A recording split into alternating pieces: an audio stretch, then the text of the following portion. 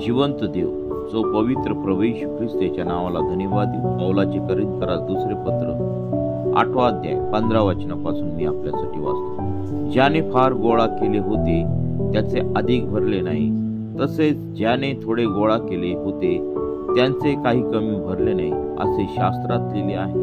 तिताच्या मनात तुम्हाविषयी तशीच कळकळ उत्पन्न करणाऱ्या देवाची स्तुती असो, कारण त्याने आमची सूचना तर मान्य केलीच, पण तो स्वतःच फार उत्सुक असल्यामुळे आपण होऊन तुम्हाकडे निघून गेला।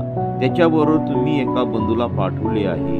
स्वार्थ संबंधी मंडळातून त्याची सर्वत्र प्रशंसा झाली आहे।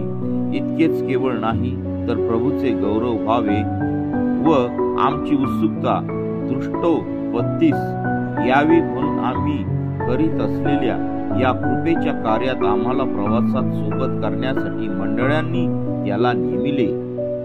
वाचलेले वचन देवबाप आशीर्वादित करो। आमेन।